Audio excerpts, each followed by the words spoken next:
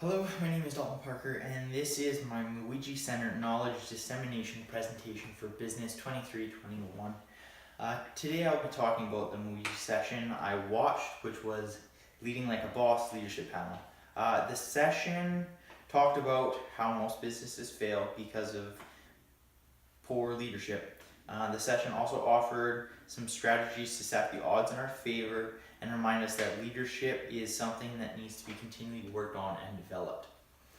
The MAWJI session featured a panel of Edmonton entrepreneurs who are recognized as leaders in our community. Our first panel member is Katrina Ingram. Katrina is the Chief Operating Officer for Cannabis at Work, which operates as a recruiting, training, and consulting firm dedicated to the cannabis industry. Earlier in her career, Katrina was involved in the technology sector, where she was involved with a series of startup businesses, working her way up to partner marketing relationships for a global software vendor.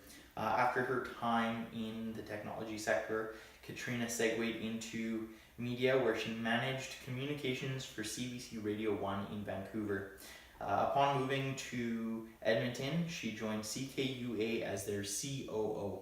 In 2017, Katrina helped to launch the Alberta Podcast Network, in which she hosts and operates a segment titled Back to School Again. Katrina is also a volunteer board member on the Rosa Foundation and a committee member with Workshop West Playwrights Theatre. In 2013, she was named one of Edmonton's top 100 businesswomen. The next member on our panel is Carmen Mason. Carmen is a leader for the Becoming a Fearless Leader program, which launched earlier this year. In 1997, she became a lawyer and practiced law for a total of 15 years. In 2001, she founded Suit Yourself, a charity which provides business attire for disadvantaged women searching for employment. After developing the charity, she left her job as a lawyer and government executive to become executive director. Since her inauguration, she has seen the number of clients that use the charitable services from 300 to 600. She has also seen the number of employees increase from 30 to over 100. With her work in the charitable sector, Carmen was honored as one of Avenue Magazine's top 40 under 40 and a global woman of vision. Carmen has also taught law at NAIT for several years, but has returned to the justice system, where she took on senior management in executive roles, and in 2017 became a certified executive coach, where she owns a professional coaching practice and leadership consultancy. The last panel member is Nathan Kluik. Nathan studied economics at the University of Alberta and graduated in 2007. After post-secondary education, Nathan established his own consulting firm, Nathan Kaluka Consulting. In 2016, Nathan became the vice president and co-owner of Arvis Construction in Calgary and Edmonton. Recently, Nathan has worked with the Edmonton Youth and Empowerment Services. From his work and experience, Nathan founded Yes Painting, an organization which helps the youth facing difficult realities gain flexible and accommodating employment, which provides them with tools to succeed. All of this is going to be up. You can't really see it in the video, but I'm going to post the PowerPoint presentation when I also post the video. Okay, now that we have discussed a bit about what the MAWJI session is and who the leadership panel consists of, let's talk about a little key points of the session. The first point I took away from this session was leaders set an example for others to follow. This was the whole idea of servant leadership. When I was younger, I was involved in 4-H. So our motto was learn to do by doing, and I feel that this relates very strongly to leadership, because what learn to do by doing it taught me was I was able to learn the skills from accomplishing a task. I had to have somebody show me how to do the task, but I had to do the task to learn how to do it properly. Point that was brought up were some of the misconceptions of leadership. The biggest one being the leader is the boss, and the boss is the person who gets paid the most. Not true. So with leadership, it doesn't necessarily mean who gets paid the most. It's about who is the most responsible.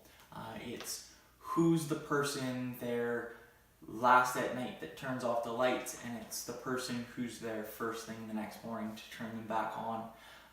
It can also be just a person to talk to, just a person who has experience and knowledge about performing an activity a certain way. And this can be anybody. It doesn't have to be the boss. And this was demonstrated in one of the stories. I believe it was through Carmen. She told us a story about working on a project and an employee that was much lower in the hierarchical status than she was, but she was very experienced and knowledgeable about the topic. And this was very interesting to me because I always thought of leadership as something that was hierarchical. One of the points that was brought up was the idea of imposter syndrome.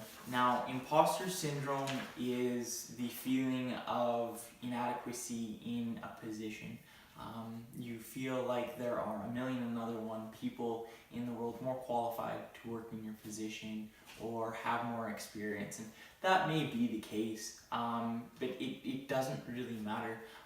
When you applied for the job or when you got the job, you were the most eligible candidate to step into that position. So take a step back, cut yourself a little bit of slack and relax. Things will happen. It doesn't matter whether you like it or not. Just relax and do the best that you can do. That's one of the pieces of advice that I found most interesting, and it's, I think, Nathan who spoke to this about how things are going to happen whether we like them or not.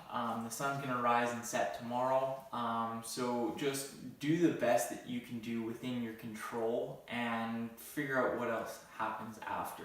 Questions that was asked was, when do you think is the proper time to open your business? And I found the answer from the presenters to be very interesting.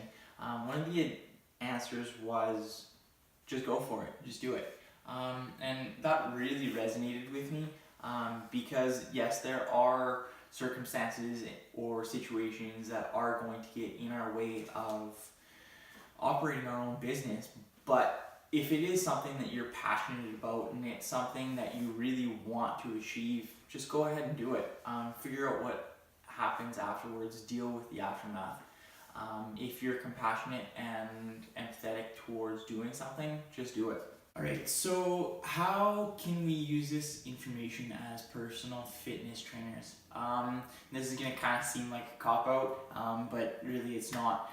I feel that all of the key points in the session do relate perfectly to opening your own business as a personal fitness trainer. I believe that we do need to set in prime example. I believe that we are all going to find times that we do feel inadequacies or imposter syndrome. There are times that we're going to fail and we need to get back up and we need to try again. All of the key points that were talked about in the MAWJI session are things that make an effective leader, and I feel like if you apply these different qualities to your own business, it will resonate with potential clientele, it will bring in new people, and hopefully it keeps the old clients coming because they enjoy the atmosphere that you've provided. Alright, thank you very much, and I hope you enjoyed the video.